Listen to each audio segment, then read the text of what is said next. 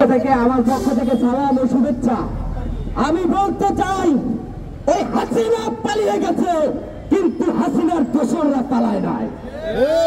ওই আসিফ নজরুল স্যারকে যেভাবে অসম্মানিত করা হয়েছে, প্রতিবাদ করলে হবে না। আমরা বলতে চাই, 5 আগস্টের আগে বিপি নুরুল হক নূর সহ এবং বিরোধী দলের যত নেতা কর্মীরা কারাগারে ছিল, তারা সোজা হয়ে হেঁটে বেরোতে পারে না। বন্ধুগণ, ওইদিকে আসিফ নজরুল স্যারকে অপমান করবে, এদিকে কারাগারে এক এক তারে কালো কাপড় বেঁধে পিটানো হবে।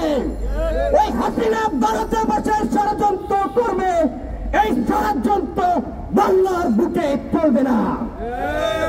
বাংলাদেশ গণ অধিকার পরিষদ প্রতিনিয়ত চোখে আঙ্গুল দিয়ে দেখিয়ে দেবে।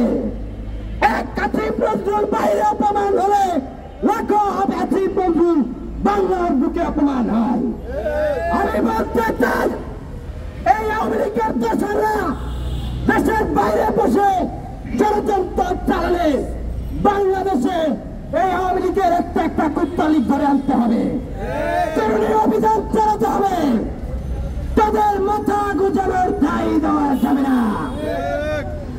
আমি বলতে চাই, এই শেখ হাসিনা পূর্বে যেভাবে বাংলাদেশের জনগণকে জিম্মি করে রেখেছে, ওই ভারতে বসে মোদির সাথে দাবাই বল খেলে বাংলাদেশে জনগণকে জিম্মি করে রাখবেন, আমরা সেই সুযোগ দেব না। বন্ধুগণ, আপনারা দেখেছেন ইতিমধ্যে ব্যারিস্টার সুমন সহ বিভিন্ন আওয়ামী লীগের নেতা কর্মী অ্যারেস্ট হয়েছে।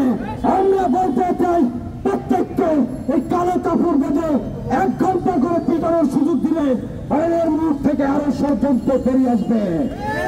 আমি বলতে চাই, কাউকে ছাড় দেওয়া হবে না।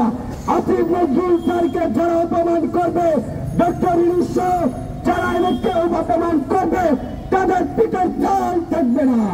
বাংলাদেশ শ্রমিক অধিকার পরিষদ জবাব দিবে। বাংলাদেশ গণ অধিকার পরিষদ, যুব অধিকার পরিষদ আছে। এই ডক্টর ইউনূস স্যারের অন্তর্বর্তী সরকারের সাথে আমরা থাকবো ইনশাআল্লাহ। ধন্যবাদ।